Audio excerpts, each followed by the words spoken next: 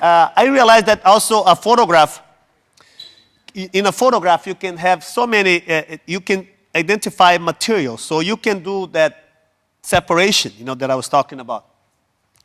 People look at wire drawings, pencil drawings, they say, oh, it's a drawing. And they judge it by the degree of likeness that drawing has to whatever it's trying to represent. But nobody thinks that if I draw a circle here and make lines radiating from the circle, everybody here will see a sun, the sun in it. The sun is a ball of fire 8 light minutes from here. How do you get it here? It's pure magic. It's the beginning of magic. And so I decided to use this idea of inviting people to have this sort of a double take and making things that look like pencil drawings, but they're actually made out of wire. It's a photograph of a wire sculpture. And then people go, oh, pencil drawing. And then they go, well, wait a minute. And then they started thinking, how big was this? How long did it take to make? When did he do it? Is it away from is it close? And the moment you start asking these questions, you're not just looking at something, you're thinking about it. Like I tried to put naked people in that ice there. Very hard. There are things you can do with wire. There are things you can't do. And the idea that art starts with lines, and contours. And then all of a sudden they start creating shadows. And I wanted to take the project farther. And I started thinking maybe the wire is not too rigid. So I started doing with thread and playing with the idea of landscape. So I made these pictures of thread where you have the short perspective of just the amount of thread that it makes, and also the idea of expanse, the idea of landscape. And I named them after the amount of yards that I use. So this is like 6,800 yards after Corot, 10,000 yards after Gerhard Richter. Collectors like to buy the ones that have more thread in it, even though it doesn't matter if they are uglier.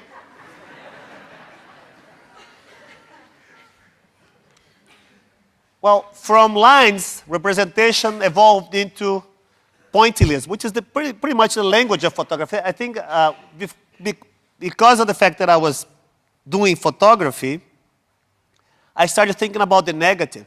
I was almost quitting the job it was during the 90s, during the recession. I was quitting the job of being an artist. When I took a vacation, I went to St. Kitts and photographed these kids. And they were sons and daughters of plantation workers, sugarcane plantation workers in St. Kitts.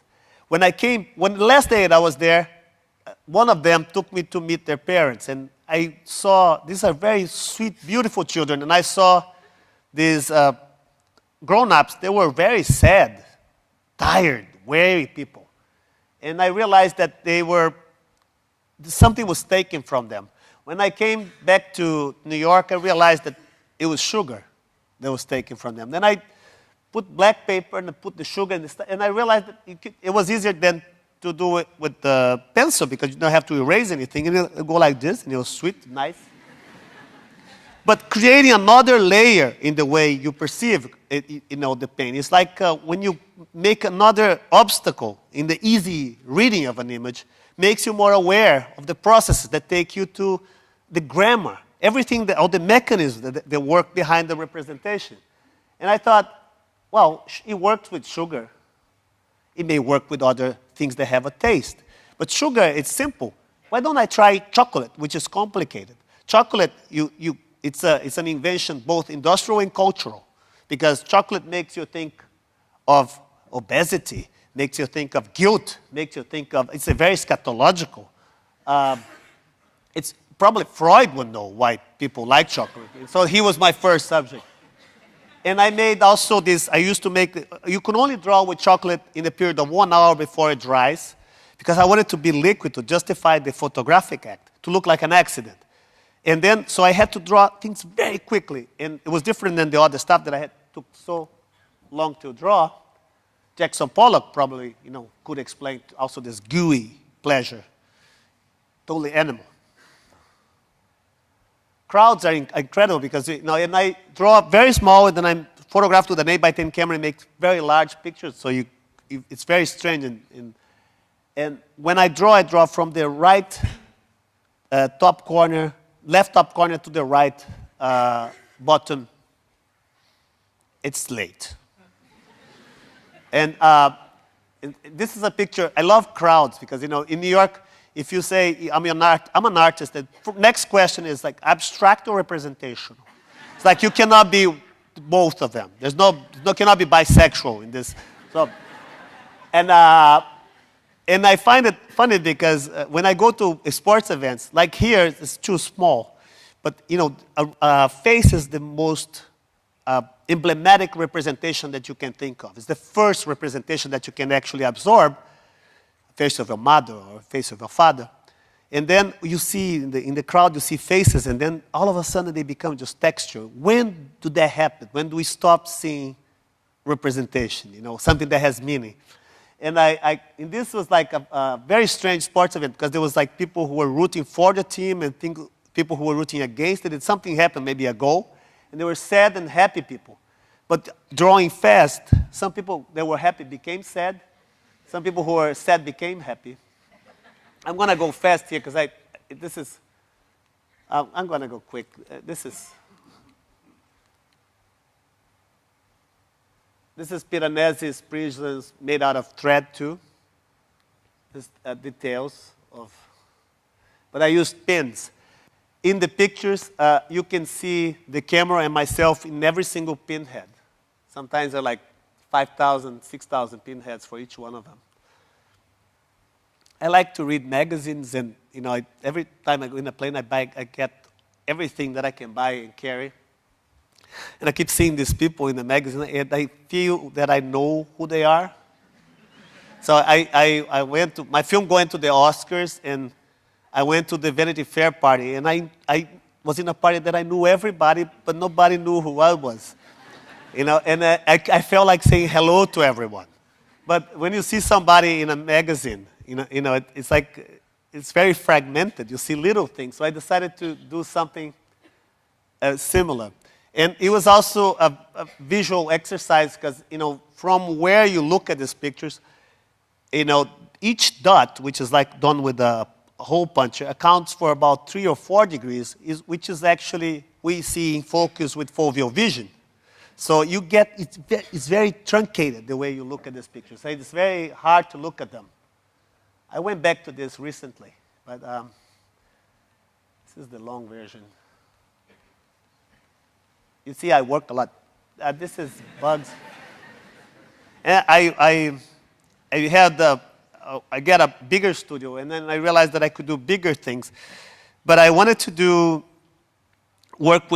abandon the idea of working with substance and working with little objects, little monads. So I put the camera on an angle, and so you have the one-to-one relationship. These are very large pictures, but only in the middle. And the pictures are anamorphoses. They are like elongated and trapezoidal. But from where the camera sees, they look perfectly rectangular. So when in front of these things, they sort of create a certain vertigo. It says that was a soldier from the American Civil War made out of toy soldiers. And I started thinking of toys as sort of a medium because before we drive, we play with little cars. And before we cook, we play with pans and pots. They're like toys. This is me with a bad headache.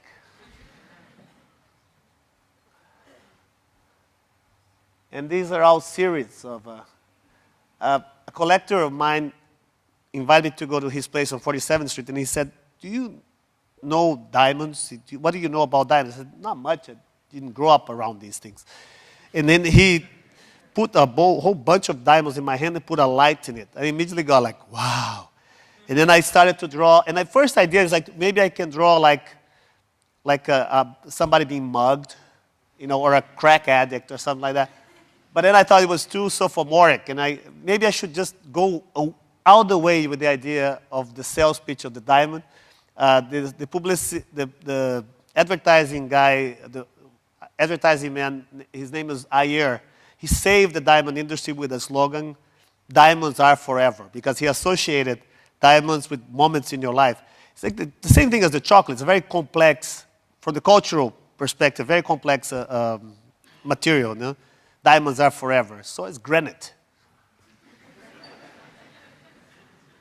But they're quite beautiful. And I got so, when people buy a photograph, they think they're buying what's in the picture. So these things sold so quickly that I felt guilty, so I decided to make monsters out of caviar to show with them.